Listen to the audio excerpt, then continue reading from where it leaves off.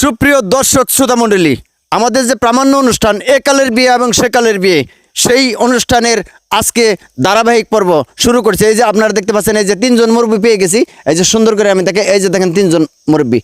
হ্যাঁ, ওই সময় ওনাদের সময়ে বিদ্যুৎ ছিল না। এই যে বড় বড় বন জঙ্গল দেখতে পারতেছেন যে আরো বড় বড় বন জঙ্গল ছিল, ঠিক না মনে হয়? আরো বড় বড় বন জঙ্গল ছিল না, আরো কারেন্ট ছিল না কারেন্ট ছিল না। আচ্ছা, তাইলে তো কারেন্ট ছিল না, তখন তো প্রেম করার একটা সুবিধা ছিল না।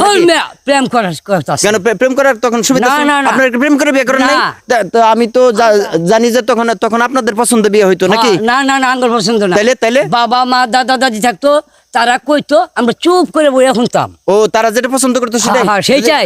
মানে কানা আইনা দিলে একই অবস্থা। কানা খেলা আইনা দিলে ওইটা নিয়ে আমরা। আপনাদের সময় কি সবারই একই অবস্থা? একই অবস্থা। দর্শক শ্রোতা মণ্ডলী, আপনারা আসলে, আমি উল্টা বলছি, ওই সময় আসলে প্রেমের কোনো সুবিধা ছিল না। মেয়েরা হাটে বাজার বেরোতো না নাকি? না, কোথাও বেরোতো না, বাজার ঘাট করতো না, বাজার ঘাট করতো না। দর্শক শ্রোতা মণ্ডলী, বাজার ঘাট করতো না। তো বর্তমানে কি অবস্থা? বর্তমানে কি বাবা মার ইচ্ছা অনুযায়ী বিয়ে হইতেছে?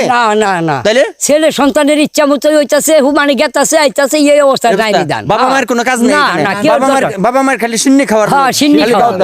দর্শক শ্রোতা মণ্ডলী, বাবা মায়ের কিন্তু কোনো কাজ নাই বর্তমানে এই পাত্রপাত্রীর ইচ্ছা অনুযায়ী বিয়ে হইতেছে। ওনাদের আমলে ওনাদের কোনো কথা ছিল না, নশা পাত্রীর কোনো কথা ছিল না। বাবা মা যদি কথা দিত, সেটা বিয়ে করতে হবে, কালা হোক যেটাই হোক। আর বর্তমানে কিন্তু বাবা মা খালি দাওয়াত খাওয়ার লোক, কোনো তাদের কোনো কথার কোনো মূল্যায়ন নাই। পাত্রী যেটা করে, যে কারণে সমানে দেখতেছি ডিভোর্স হইতেছে। কারণটা কি? এই অবাধ প্রেম ভালোবাসার কারণে নাকি?